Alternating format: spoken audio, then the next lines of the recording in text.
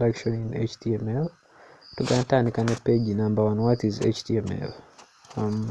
Mufunzi tutandise okukola website. So what is HTML? Then how to write HTML code and CSS and plus JavaScript. Wherever tugende where to run HTML code.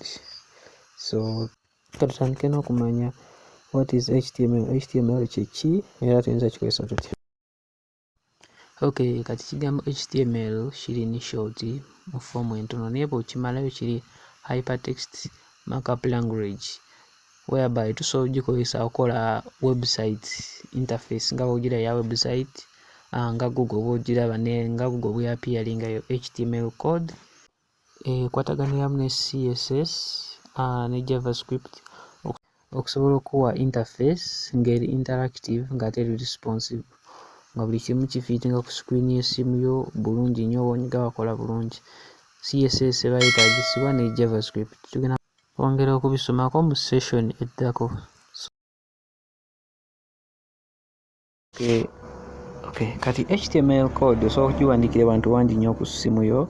Osobola okuteekako either ID oba trip editor naye beekolera ddala. N'ozirunninga ng'okozesa app endala zengenda bagamba mu session eddako ng'era nazo ziri ku Android ne ku computer osobola okudownloadinga Notepad oba n'okozesa Adam n'ozirunninga ng'okozesa Google Chrome oba browser yonna eba esobola. Okay, kati what is CSS and JavaScript in HTML? Example gye nsobola okuwa HTML so gitwala nga frame y'emmotoka, then CSS nebeera cover ne styling engeri emmotoka gy'ebejja ofaananamu, then JavaScript nebeera engine.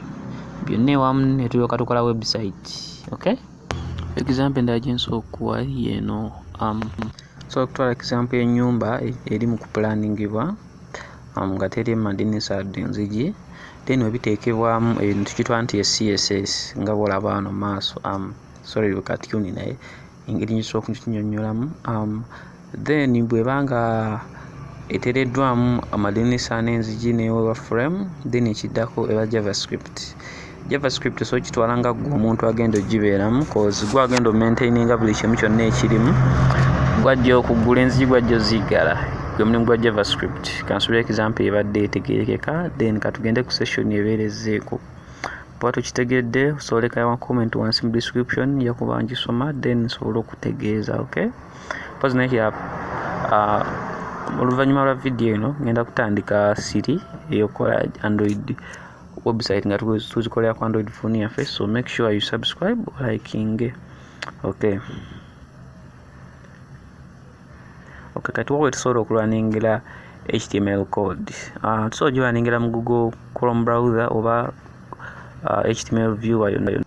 Bwe ngamba okugiwaninga kyentegeeza code gye tuba tuwandiise tusobola ogirabira wa nga tetunnagipublishinga ku internet.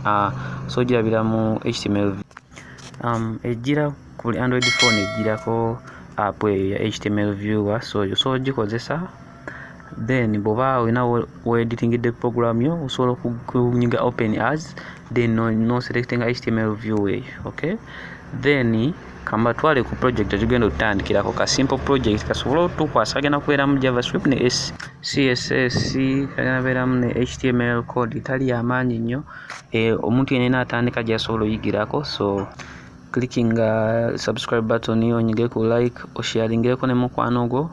Ebintu bino binyuma nnyo okuyiga nga olina omuntu omulala whereby competition ebejja kuyambako okuyiga amangu and faster. Okay, so njagala ebe ng'efaanana bweti, so egenda kuba efaanana bweti nga it's a simple website. Mabega eri waliyo ka video aka playing lw'ekifaananyi waliwo ka like button ng'olyawo ne subscribe n'akapensi aka subscribinga, so nga kakutwala directly ku YouTube channel yange. So kajja kuyigiriza okutambuza pages okugenda ku page eddako. So katutandike.